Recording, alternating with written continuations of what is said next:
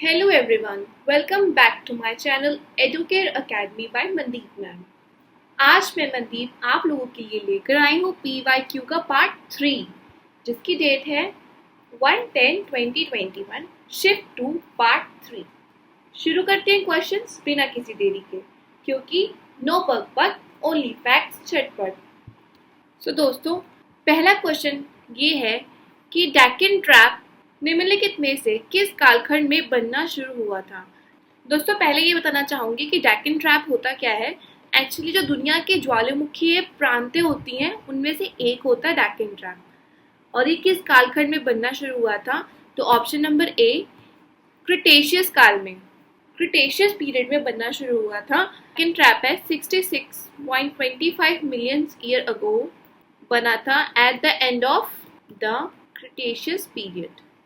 इसी काल में पर्वतों के जो निर्माण की जो प्रक्रियाएं थी वो बहुत ज़्यादा अधिक रही थी, जिसके वजह से रॉकी पर्वत, एंडीज, यूरोप महाद्वीप एक्सेट्रा काफ़ी सारे जो पर्वत श्रेणियां थी जैसे पनामा कंटक, इन सब की उत्पत्ति हुई थी। आगे बढ़ते हैं दूसरे क्वेश्चन की तरफ। क्वेश्चन नंबर 2, देश में किस भारतीय वन का सबसे कम वन क्षेत्र है? लीस्ट बताना है। तो answer is option number D, mangrove one, mangrove forest. ये जो मैंग्रोव वन है वो भारतीय वन में सबसे कम वन क्षेत्र में है according to 17th forest report. आगे बढ़ते हैं दूसरे क्वेश्चन की तरफ। क्वेश्चन नंबर 3, निम्नलिखित में से कौन सा जनसंख्या संरचना का आर्थिक गुण है? तो दोस्तों, आंसर है ऑप्शन नंबर सी, व्यवसायिक संरचना। लिंग, आयु, वैवाहिक स्थिति, शिक्षा, व्यवसाय एक्सेट्रा जैसे भी जो व्यक्तिगत गुण वाले जो लोगों के समूह के भीतर जो वितरण होता है उनको जनसंख्या संरचना का आर्थिक गुण माना जाता है। इसी टाइप से व्यवसायों के अनुसार जो भी जनसंख्या के वितरण होता है उसको व्यवसायिक संरचना का आर्थिक गुण माना जाता है। दोस्तों, क्वेश्चन नंबर 4, उत्तर पूर्व से दक्षिण पश्चिम तिरछे उन्मुख क्लाइमोग्राफ डैश प्रकार की जलवायु का प्रतिनिधित्व करता है। तो दोस्तों, किसका करता है प्रतिनिधित्व? ऑप्शन नंबर डी, मानसून का। उत्तर पूर्व से दक्षिण पश्चिम तिरछे जो क्लाइमोग्राफ होते हैं, वो क्लाइमोग्राफ होते हैं, वो कौन सी जलवायु का प्रतिनिधित्व करते हैं? मानसून का। क्वेश्चन नंबर 5, निम्नलिखित में से कौन सा भारत में विशेष आर्थिक क्षेत्र में से एक है? विशेष आर्थिक क्षेत्र की बात कर रहे हैं। SEZ का फुल फॉर्म होता है स्पेशल इकोनॉमिक जोन। ये जो SEZ होता है विशेष आर्थिक क्षेत्र यानी स्पेशल इकोनॉमिक जोन्स होते हैं इन इंडिया, वो भौगोलिक क्षेत्र होता है जिनके आर्थिक कानून किसी देश के घरेलू आर्थिक कानूनों की तुलना में अधिक उदार होते हैं। तो इसका आंसर क्या है? इनमें से कौन सा एक है? Option number C, Kandla special economic zone है जो, वो इनमें से एक है। और इंडिया में EZ है, स्पेशल इकोनॉमिक जोन्स है। क्वेश्चन नंबर 6, गहन निर्वाह कृषि यानी इंटेंसिव सब्सिस्टेंस एग्रीकल्चर के संदर्भ में निम्नलिखित में से कौन सा कथन सही है? यह भूमि पर उच्च जनसंख्या दबाव वाले क्षेत्रों में प्रचलित है या सारा काम हाथ के औजारों से होता है? तो देखिए दोस्तों, आंसर इसके दोनों ही सही हैं। जो इंटेंसिव सब्सिडेंस एग्रीकल्चर होता है वो उच्च जनसंख्या दबाव वाले क्षेत्रों में ही होता है और सारा काम हाथ के औजारों से होता है। तो ऑप्शन नंबर बी सही है इसका। उच्च जनसंख्या वाले जो दबाव वाले क्षेत्र होते हैं उनमें प्रचलित होती है। इसमें बहुत ज़्यादा धूप चाहिए, उर्वरक मृदा चाहिए, ठीक है, और एक वर्ष में एक से अधिक फसल उगाई जाती है। क्वेश्चन नंबर 7, निम्नलिखित में से कौन सा नमक का संयोजन समुद्री जल में उनके प्रतिशत के अवरोही क्रम में सही ढंग से अनुक्रमित है? तो option number C, sodium chloride, magnesium chloride और कैल्शियम कार्बोनेट। ये अवरोही क्रम में नमक का जो संयोजन है समुद्री जल में इतने प्रतिशत होता है। सोडियम क्लोराइड होता है 77% कुछ, मैग्नीशियम क्लोराइड 10% कुछ होता है, कैल्शियम कार्बोनेट 0.3% कुछ होता है। आगे बढ़ते हैं क्वेश्चन नंबर 8 की तरफ। क्वेश्चन 8, निम्नलिखित में से कौन सा एक जैव विविधता हानि का मानव जनित कारण है? वनों की कटाई और निर्माण कार्य के कारण पौधे और जानवरों की प्रजाति के आवासों का विखंडन, या सेकंड, पूरी तरह से अलग पारिस्थितिकी तंत्र में देशज प्रजातियों का साभिप्राय या अज्ञानकृत परिचय।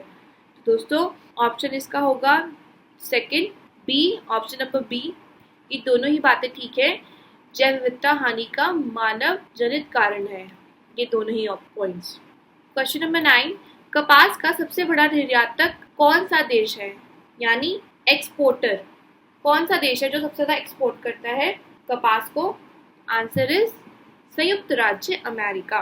संयुक्त राज्य अमेरिका सबसे बड़ा निर्यातक देश है, यानी एक्सपोर्टर है। और कपास कैसा पौधा है? उष्णकटिबंधीय पौधा। इसकी कृषि 40 डिग्री उत्तरी अक्षांश से 30 डिग्री दक्षिणी अक्षांशों के बीच में होती है।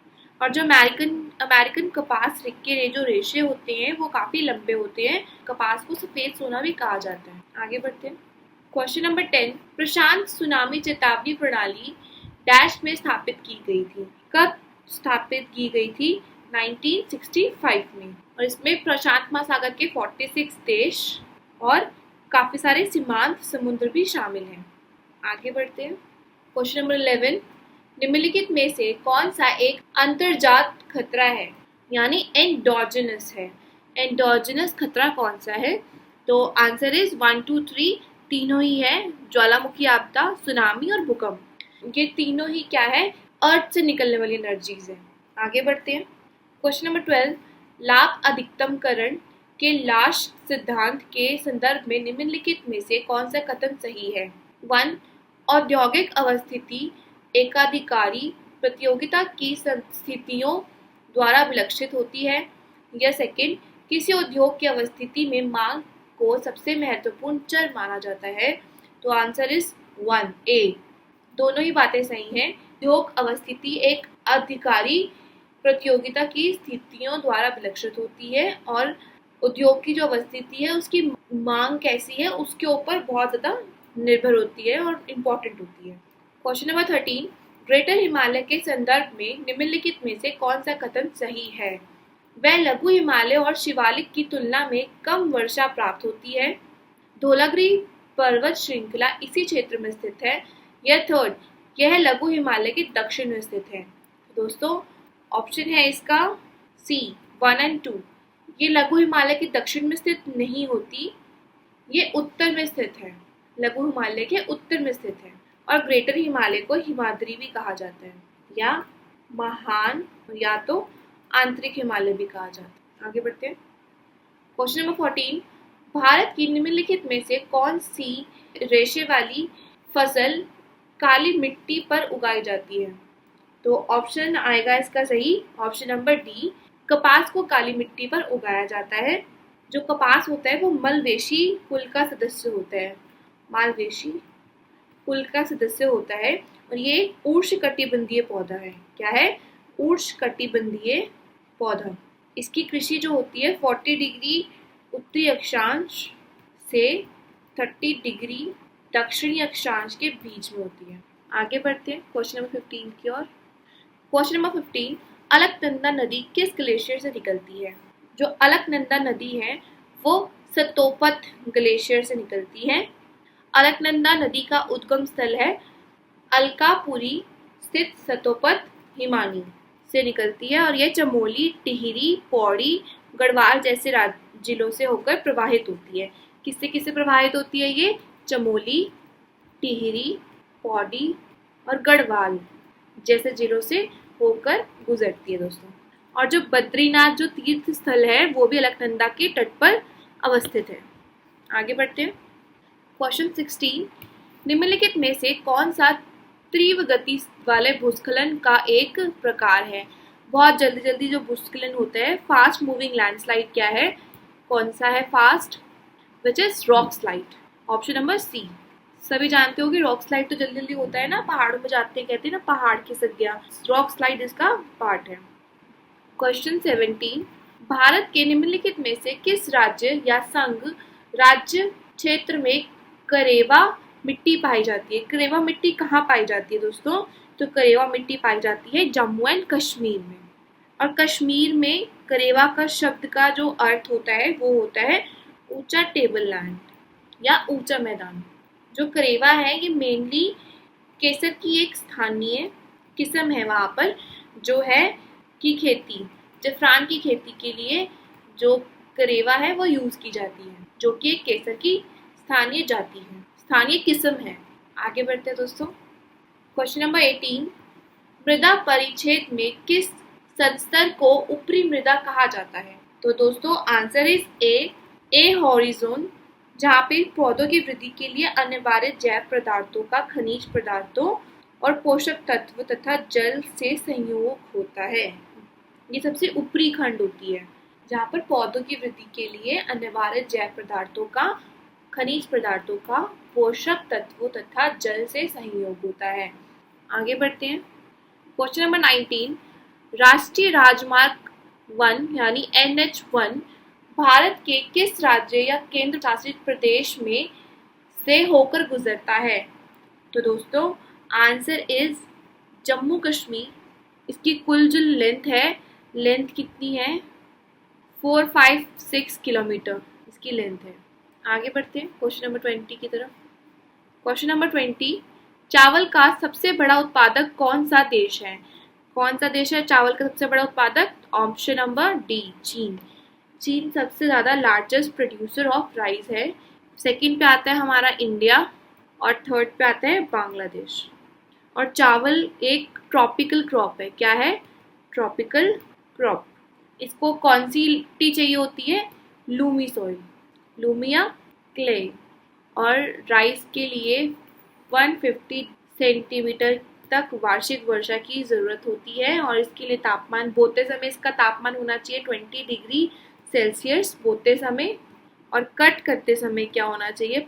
पकने के बाद कट करते समय 27 डिग्री सेल्सियस का तापमान इसको इम्पॉर्टेंट है, चाहिए ही चाहिए। इसी के साथ हमारी आज की वीडियो एंड होती है। आई होप आप लोगों को वीडियो अच्छी लगे। Please please please like and subscribe my channel Educare Academy by Mandeep ma'am. Thank you.